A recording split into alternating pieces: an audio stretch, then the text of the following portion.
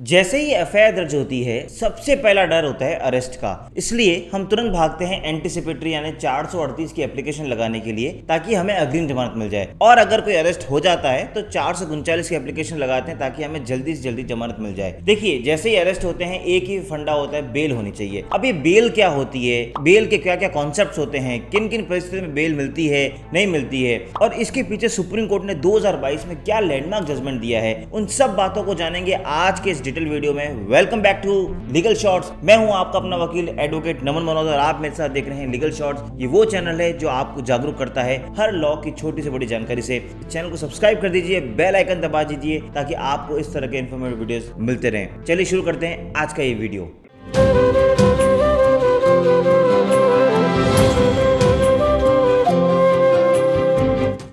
दोस्तों, आज हम जान रहे हैं बेल के कॉन्सेप्ट को। सबसे पहले हम जानते हैं बेल होती क्या है। जब भी कोई ऑफेंस होता है तो सबसे पहले कोर्ट को ये देखना होता है कि जब आपको बेल दे रही है कि आप अपनी प्रेजेंस सिक्योर कराएंगे नहीं कराएंगे ट्रायल कोर्ट में, जब भी ट्रायल कोर्ट आपको बुलाएगी। फॉर एग्जांपल, अगर कोर्ट को लगता है कि कोई पर्टिकुलर एक्यूज्ड ऑफेंस करने के बाद अगर हमने उसको बेल दे दी वो नहीं आएगा तो उसको जल्दी से बेल नहीं मिलेगी। और दूसरा जो महत्वपूर्ण फैक्टर जो कोर्ट ध्यान रखती है कि आप कहीं जाके गवाहों को धमकाएंगे तो नहीं, या कोई जो भी एविडेंस है उसको डिस्ट्रॉय तो नहीं करेंगे। तो ये मेजरली 2 कंसिडरेशन होते हैं बेल देने से पहले। और बेल का मतलब यही होता है to secure your presence before the investigation authority या फिर ट्रायल कोर्ट। मतलब आपकी ये गारंटी है कि आप उस पर्टिकुलर ट्रायल कोर्ट या इन्वेस्टिगेशन ऑफिसर के सामने अपीयर हो जाएंगे जब भी वो बुलाएंगे। और दूसरा, अगर कोई भी गवाहों को नहीं धमकाएंगे और एविडेंस डिस्ट्रॉय नहीं करेंगे तो बेल मिलने में आसानी होगी। और बेल का असली मतलब भी यही होता है। अब हम थोड़ा सा आगे बढ़े तो पहले हम जानते हैं कि ऑफेंस कितने तरह के होते हैं। ऑफेंस 2 तरह के होते हैं, बेलेबल और नॉन बेलेबल। ये जानना इसलिए जरूरी है क्योंकि अगर आपने इस बात को जान लिया तो आपको बेल के पूरे कॉन्सेप्ट को समझने में बड़ी आसानी हो जाएगी। बेलेबल ऑफेंस वो होते हैं जिनमें बेल लेना आपका अधिकार होता है, it is a matter of right. लेकिन नॉन बेलेबल ऑफेंस वो होते हैं जिसमें आपका बेल लेना अधिकार नहीं होता है,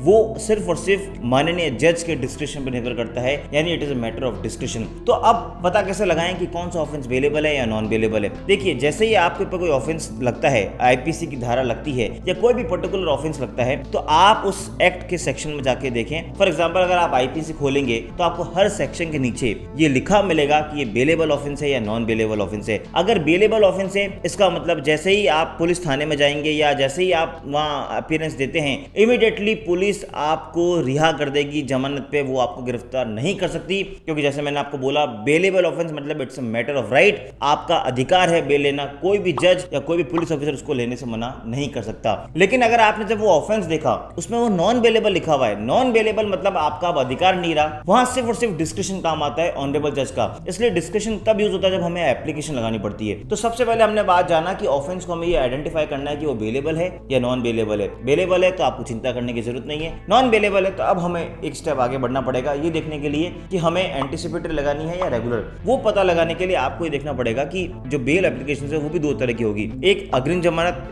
कानून की भाषा में बोलते हैं 438 सीआरपीसी की एप्लीकेशन, या फिर एक रेगुलर जमानत जो जेल जाने के बाद होती है। अब पहली कंडीशन की बात करते हैं जब हम गिरफ्तार नहीं हुए होते हैं। अगर हम गिरफ्तार नहीं हुए होते तो 438 सीआरपीसी की एक अग्रिम जमानत की एप्लीकेशन लगती है। ये एप्लीकेशन सबसे पहले सेशन कोर्ट में लगती है। देखिए दोस्तों, इसका ज्यूरिडिक्शन मजिस्ट्रेट के पास नहीं है, सिर्फ और सिर्फ सेशन कोर्ट के पास है। इसलिए डायरेक्ट ये आपके जिले की सेशन कोर्ट में लगेगी। 438 सीआरपीसी जब एंटीसिपेटरी बेल की सुनवाई होती है तो कोर्ट को ये देखना होता है कि क्या इस एफआईआर से आपकी कोई रेपुटेशन को हार्म हो रहा है, क्या आपके खिलाफ प्राइमा फेसी ऑफेंस बन रहा है या नहीं बन रहा है, क्या जब भी आपको बुलाया जाएगा तो आप कोर्ट में या इन्वेस्टिगेशन अथॉरिटी में अपना सबमिशन देंगे या नहीं देंगे। उस ग्राउंड पे बहुत सारे फैक्टर्स को कोर्ट डिसाइड करती है और अल्टीमेटली 438 को डिसाइड करके देखती है कि आपको एंटीसिपेटरी देनी है या नहीं देनी है। तो जैसे ही 438 डिसाइड हो जाती है और अगर आपके फेवर में ऑर्डर आ जाता है तो जब भी कोई पुलिस वाला आता है तो आपको वो सर्टिफाइड कॉपी ऑफ ऑर्डर दिखाना है कि मुझे माननीय न्यायालय से अग्रिम जमानत मिल गई है और अब आप मुझे अरेस्ट नहीं कर सकते। वो जैसे ही आपके पास आते हैं वो आपका एक बेल बॉन्ड या मुचलका भराते हैं और आपको फ्री कर देते हैं। तो ये तो हुई अग्रिम जमानत। वैसे इसके लिए मैंने एक डिटेल वीडियो बनाया था, उसकी मैं नीचे लिंक दे रहा हूं, आप उसको जाके देख सकते हैं ताकि आपको अग्रिम जमानत का यानी एंटीसिपेटरी बेल का पूरा कॉन्सेप्ट क्लियर हो जाए। और अब हम जब बात करते हैं अग्रिम जमानत की तो यहाँ पे 2-3 बातें हमें बहुत जाननी जरूरी है। एक तो बहुत से लोगों में गलतफहमी होती है कि एफआईआर दर्ज होने के बाद ही हम अग्रिम जमानत लगा सकते हैं। दोस्तों, ऐसा नहीं है। आपको लगता है कि कहीं पे कोई एक एफआईआर दर्ज हो सकती है जिसमें आपका नाम आ सकता है,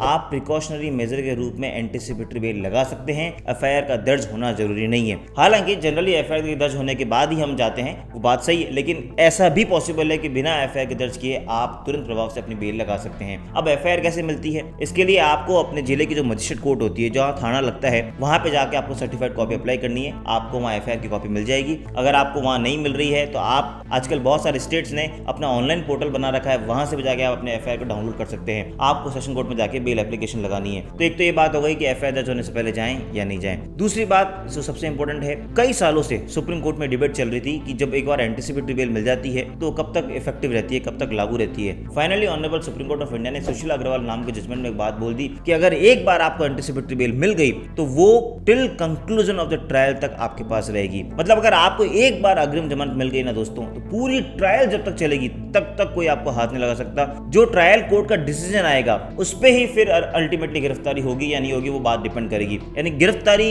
सिर्फ इस बात पर डिपेंड करेगी कि आपका कन्विक्शन हो रहा है या नहीं हो रहा है। अगर कन्विक्शन तक जब तक ऑर्डर पास नहीं होता ट्रायल कोर्ट का, तब तक कोई आपको हाथ नहीं लगा सकता। और तीसरी एक बात आपको ध्यान रखनी पड़ेगी कि कुछ ऐसे एक्ट है जहां पे एंटीसिपेटरी बेल का प्रोविजन ही हटा दिया गया है, फॉर एग्जांपल SC/ST एक्ट, या फिर कुछ ऐसे प्रदेश हैं जहां पे SC/ST एक्ट के प्रोविजन ही नहीं है। तो आपको ये भी बात फाइल करने से पहले देखनी पड़ेगी कि SC/ST एक्ट है या नहीं, या फिर कुछ ऐसे स्टेट में मैं लगा रहा हूँ जहाँ ये 438 है या नहीं। यानी आपको देखना है कि हमारे जहाँ पे हम एप्लीकेशन लगा रहे हैं वह मेंटेनेबल है या नहीं। तो ये सारी बातें आपको ध्यान रखनी पड़ेगी। वैसे मैंने आपको डिटेल वीडियो बताई गया है, तो आप उसको भी जाके देख सकते हैं। अब हम बात करते हैं दूसरे तरह की बेल की, यानी अगर सपोज गिरफ्तारी हो गई है, अब क्या करें। जैसे ही गिरफ्तारी हो जाती है, इसका मतलब 438 CRPC मेंटेनेबल नहीं है, बिकॉज एंटीसिपेटरी तभी लगती है जब आपकी गिरफ्तारी नहीं हुई होती है। अब गिरफ्तारी हो गई है तो क्या करें। गिरफ्तारी होने के बाद सबसे पहले हम जाते हैं लर्नेड मजिस्ट्रेट के पास, 437 CRPC की एप्लीकेशन लगाते हैं। जनरली ऐसा माना गया है कि 438 CRPC डिसमिस होती है, बिकॉज मजिस्ट्रेट्स मोस्टली केसेस में बेल लेते ही नहीं है। वहां से जैसे आपकी एप्लीकेशन डिसमिस हुई, यानी जो बेल डिसमिस हुई, आपको वहां का सर्टिफाइड ऑर्डर चाहिए। सर्टिफाइड ऑर्डर इसलिए क्योंकि जब भी आप हायर कोर्ट में जाते हैं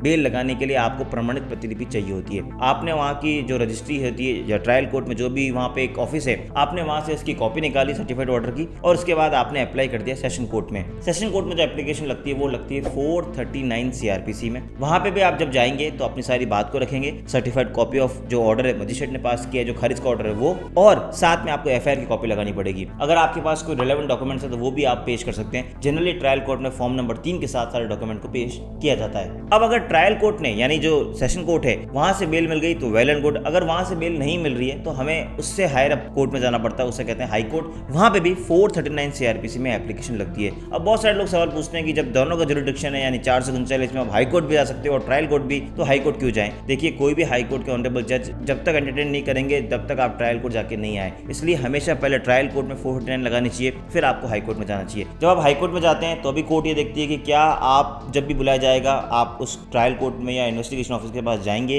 या नहीं जाएंगे। क्योंकि बेसिकली जैसे मैंने आपको वीडियो की स्टार्टिंग में बताया, बेल का मतलब ये होता है टू सिक्योर योर प्रेजेंस। आपको दो बातें प्रूव करनी है कि एक तो मैं कहीं भी भागने वाला नहीं हूं, और दूसरा मैं जब भी बुलाओगे मैं आऊंगा और मैं कोई भी एविडेंस को डिस्ट्रॉय नहीं करूंगा, मैं किसी भी विटनेस को या गवाह को नहीं धमकाऊंगा। ये सारे फैक्टर्स को कोर्ट देखना होता है, प्लस इसके साथ सीरियसनेस ऑफ ऑफेंस भी देखा जाता है। इसलिए अगर आप देखेंगे तो जनरली जब भी अगर कोर्ट चार्जशीट से पहले बेल खारिज करती है तो एक लिबर्टी देती है कि आप चार्जशीट के बाद आ जाओ, यानी चालान होने के बाद। ऐसा इसलिए होता है क्योंकि चार्जशीट होने के बाद मतलब अब सारे गवाहों की जो 161 के बयान होने होते हैं वो हो चुके होते हैं, एविडेंस जो भी कलेक्ट करना होता है पुलिस को वो कर चुकी होती है, इसलिए एक प्रोबेबिलिटी कम हो जाती है कि आप उसको डिस्ट्रॉय कर पाएंगे। इसलिए जनरली ऐसी कोर्ट लिबर्टियां देती है कि आप चार्जशीट के बाद आ जाएं। तो ये हुई 439 CRPC का कॉन्सेप्ट, जहां पे हम हाई कोर्ट से बेल लेते हैं। अगर वहां से भी बेल नहीं होती है तो अल्टीमेटली हमें ऑनरेबल सुप्रीम कोर्ट की शरण में जाना पड़ता है, जहां पे काफी हद तक चांसेस बढ़ जाते हैं आपके बेल होने के। मैं इसलिए बोल रहा हूं क्योंकि कई बार ऑनरेबल सुप्रीम कोर्ट ने बोला है कि bail is a rule and jail is an exception. इसका मतलब ये है कि जनरली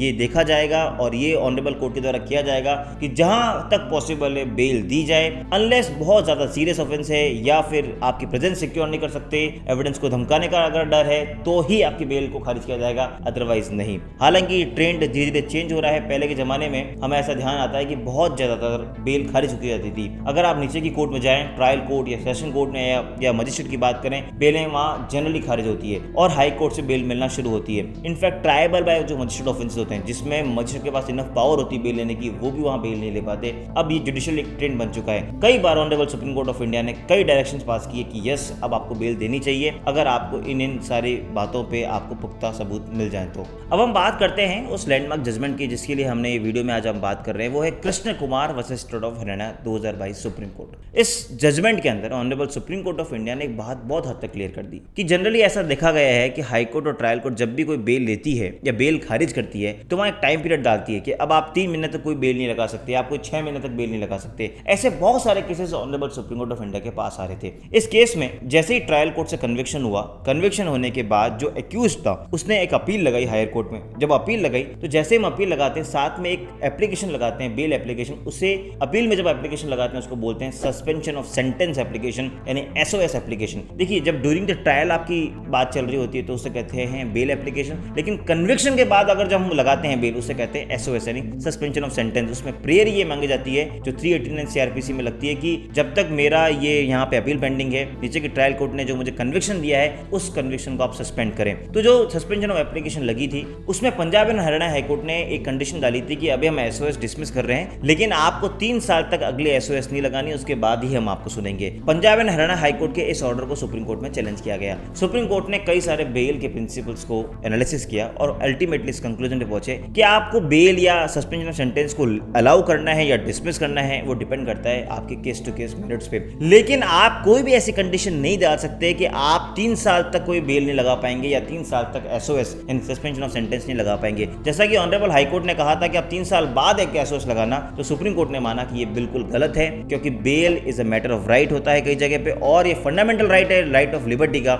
इसको कर्टेल करना है तो आपको बहुत कॉशियसली डिसाइड करना पड़ेगा। इसलिए अगर आपके साथ कभी ऐसा हो रहा है कि या जहां हाईकोर्ट और ट्रायल कोर्ट में ये कंडीशन डाली गई है कि इतने महीने बाद या इतने साल बाद बेल लगाना, तो बिल्कुल गलत ऑर्डर है, क्योंकि honourable supreme court of India ने इस कृष्णा कुमार जजमेंट में इस बात को क्लैरिफाई कर दिया है कि किसी भी तरह का टाइम इंपोज नहीं कर सकते। और एक सबसे बड़ी कॉमन बात जो अक्सर क्लाइंट मुझसे पूछते हैं कि क्या सर एक बार बेल खारिज हो गई है तो क्या दूसरी बेल भी मेरी लगेगी या नहीं लगेगी, मैं कितनी बेल एप्लीकेशन लगा सकता हूं? दोस्तों, यहाँ पे आपको मैं एक बात क्लियर करना चाहूंगा, आप जितनी चाहे बेल लगा सकते हैं। बेल लगाने पे कोई पाबंदी नहीं होती है। एक बेल खर्च होने के बाद दूसरी, दूसरी के बाद तीसरी भी लगा सकते हैं। बट जब भी आप सेकंड या थर्ड बेल लगाएं तो आपको ये देखना पड़ता है कि फर्स्ट बेल के अंदर क्या ऑर्डर हुआ होता है, क्योंकि जब भी हम एज ए लॉयर आर्ग्यू करते हैं तो जब हम कोई बेल खारिज होती है तो हम लिबर्टी लेते हैं कि चार्जशीट के बाद आएंगे या इस पर्टिकुलर गवाह के बयान के बाद आएंगे, तो वो स्टेज ट्रायल कोर्ट की क्रॉस हो जाना चाहिए, उसके बाद ही आपको बेल लगानी चाहिए। मुझे पूरा विश्वास है कि आज का ये वीडियो आपको बहुत पसंद आया होगा। हमने डिटेल में बहुत सारे आज बेल के कॉन्सेप्ट डिस्कस किए हैं। बाकी मैंने जो इस पर और भी वीडियोस बनाए मैं उसके नीचे लिंक दे रहा हूँ। आप हमें इंस्टाग्राम सोशल मीडिया पे भी फॉलो कर सकते हैं, जिसकी भी मैं नीचे लिंक दे रहा हूँ। और आपको ये वीडियो पसंद आया तो प्लीज अपने दोस्तों तक, अपने लोगों तक, खास लोगों तक पहुंचाएं ताकि वो भी अपने राइट से अवेयर हों। इस चैनल को सब्सक्राइब कीजिए, बेल आइकन दबा दीजिए ताकि हम आपको घर बैठे इस तरह के अच्छे इन्फॉर्मेटिव वीडियोस देते रहें। मिलेंगे अगली बार फिर किसी वीडियो के साथ, तब तक के लिए जय हिंद, जय भारत, साइनिंग ऑफ।